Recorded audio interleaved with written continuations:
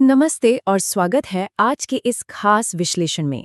आज हम डिकोड करने वाले हैं कर्मा नायक के एक बेहद दिलचस्प और विचारोत्तेजक मैनिफेस्टो को। जरा सोचकर देखें, क्या हो अगर पिछले 3000 सालों का हमारा पूरा इतिहास, जो कुछ भी हमने अब तक पढ़ा या सुना है, वो असल में एक बहुत बड़े वैचारिक संघर्ष का, एक हिडन वॉर का हिस्सा हो। आज हम इसी बोल्ड दावे की बिल्कुल निष्पक्ष तरीके से पड़ताल करेंगे और समझेंगे कि ये 3000 साल का मैनिफेस्टो आखिर कहता क्या है। देखिए, हम सबने ये कहावत तो सुनी ही है कि इतिहास हमेशा जीतने वाले ही लिखते हैं, राइट? लेकिन इस मैनिफेस्टो की शुरुआत एक बहुत ही गहरे दार्शनिक सवाल से होती है। 21वीं सदी के इस वैचारिक युद्ध का इतिहास आखिर कौन लिखेगा? ये एक ऐसा सवाल है जो सीधे तौर पर इस बात पर बहस खड़ी करता है कि आज के समय में नैरेटिव को कंट्रोल कौन कर रहा है। क्या सत्ता में बैठे लोग ही हमेशा सच तय करेंगे, या फिर इस सच को भी कभी चुनौती दी जा सकती है? तो इस पूरी थ्योरी को अच्छे से समझने के लिए हम इन 5 प्रमुख हिस्सों से गुजरेंगे। पहला, भक्षक बनाम रक्षक का कॉन्सेप्ट। दूसरा, ग्लोबल सिंडिकेट। तीसरा, डिजिटल उलगुलान। चौथा, सॉफ्टवेयर क्रैश करने का क्या मतलब है। और अंत में, मिशन सत्ययुग। चलिए शुरू करते हैं। भाग 1, भक्षक बनाम रक्षक। इस पूरे सिद्धांत की जो नींव है ना, वो मानव सभ्यता के एक बेहद प्राचीन और दोहरे दृष्टिकोण पर टिकी हुई है। मैनिफेस्टो इतिहास को बहुत ही साफ तौर पर 2 अलग-अलग गुटों में बांट देता है। एक तरफ है भक्षक यानी प्रेडेटर्स। इन्हें घुमंतू, आक्रमणकारी और एक सिंडिकेट बनाकर शासन करने वाले समूह के रूप में दिखाया गया है, जिनका मेन काम बस संसाधनों का उपभोग करना यानी उन्हें कंज्यूम करना है।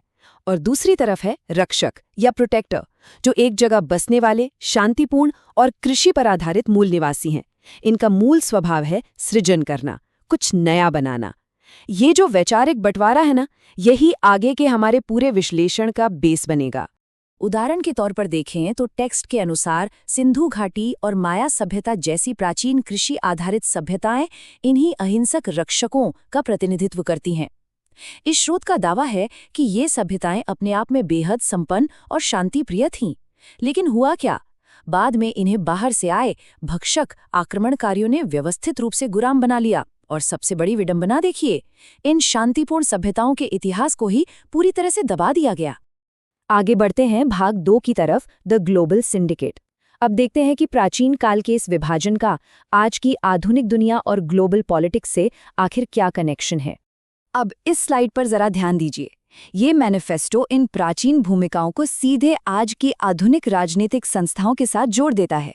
ये एक बहुत ही बोल्ड दावा करता है कि आज के समय में वामपंथी और दक्षिणपंथी दोनों ही दल, चाहे वो भारत में कांग्रेस और भाजपा हों या अंतर्राष्ट्रीय स्तर पर अमेरिका और इजराइल, ये सभी असल में उसी प्राचीन भक्षक शासक वर्ग का ही मॉडर्न रूप है।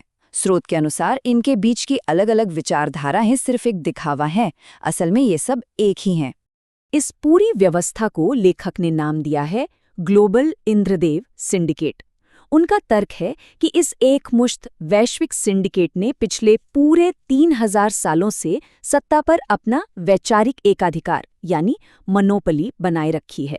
और दिलचस्प बात यह है कि यह कोई डायरेक्ट मिलिट्री कंट्रोल नहीं है, बिल्कुल नहीं, बल्कि ये असमानता, जातियों और वर्गों के विभाजन और एक बहुत ही गहरी वैचारिक कंडीशनिंग के जरिए किया गया कंट्रोल है। लोगों को आपस में बांटकर और उनके सोचने के तरीके को हैक करके ही ये सिंडिकेट अपना राज चलाता आ रहा है। भाग 3, डिजिटल उलगुलान।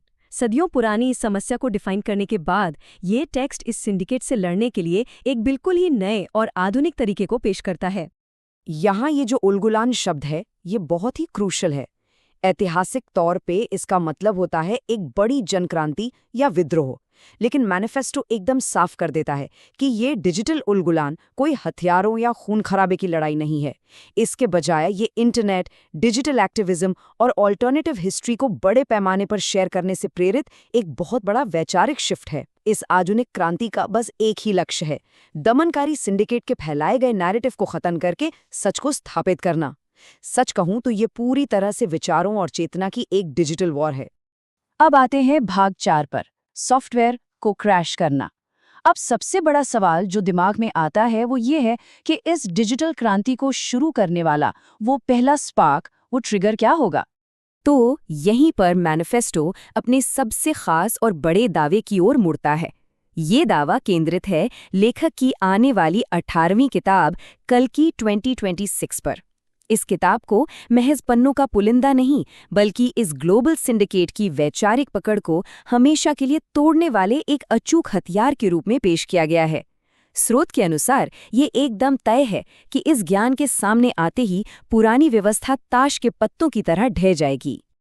अब यहाँ सॉफ्टवेयर क्रैश शब्द सुनकर कंफ्यूज मत होइएगा। ये एक बहुत ही स्मार्ट मेटाफर यानी रूपक है। इसका मतलब कंप्यूटर की किसी खराबी या वायरस से बिल्कुल नहीं है, बल्कि ये इंसानी चेतना की एक मौलिक जागृति, एक अवेकनिंग का प्रतीक है।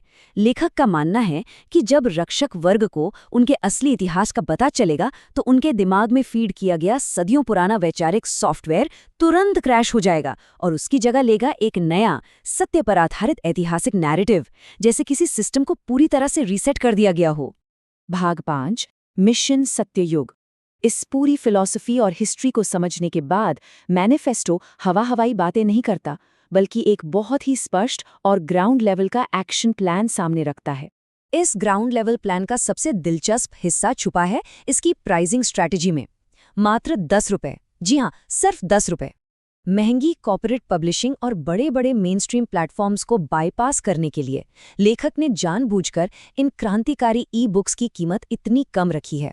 इसका इकलौता मकसद ये इंश्योर करना है कि ये ज्ञान समाज के आखिरी इंसान तक बिना किसी रुकावट के पहुंच सके। पैसे की वजह से कोई भी इसे पढ़ने से पीछे ना रहे। ये पूरा मॉडल ना एक चेन रिएक्शन की तरह काम करता है। इसमें 10 रुपए की किताब लेना तो बस पहला कदम है।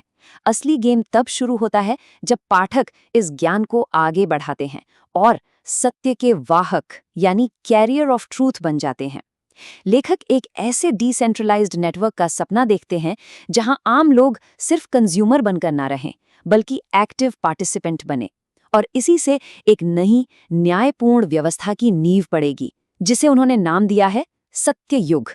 तो अंत में ये पूरा विश्लेषण स्थापित वैश्विक संस्थाओं के सामने डिजिटल ग्रासरूट मूवमेंट्स की असली पावर पर एक बहुत ही गहरा सवाल छोड़ जाता है।